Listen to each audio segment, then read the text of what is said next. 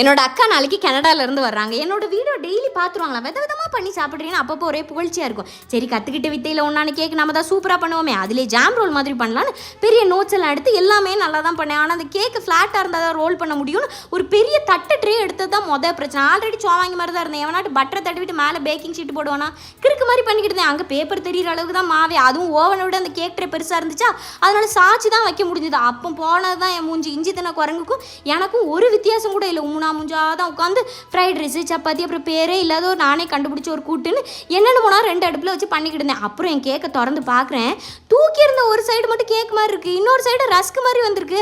But எந்த கோணத்தில் பார்த்தாலும் இது கேக் மாதிரியே இல்லை. நான் சும்மா வெட்டி பார்த்தேன், உள்ள சாப்பிட்டு அழகாக ஓரளவுக்கு டேஸ்ட் இருந்துச்சு. ஆனால் என்ன ப்ரோஜனம், பாதி சைடு முறுக்குன்னுலாம் இருக்குது. யார் காட்டி பண்ணணுன்னா தான் கடவுள் நம்மளை கை விட்டுறாருன்னு சொல்லிட்டு இதை அக்கா கொடுத்து அக்கா நம்மளை காரி துப்பிடுவாங்கன்னு சொல்லி பாக்ஸ்குள்ளே அடைச்சி போட்டுட்டு நான் பண்ணதை மட்டும் எல்லாத்தையும் அழகாக பேக் பண்ணி ஆஃபீஸ் கொண்டுட்டு ஓடி போயிட்டேன்.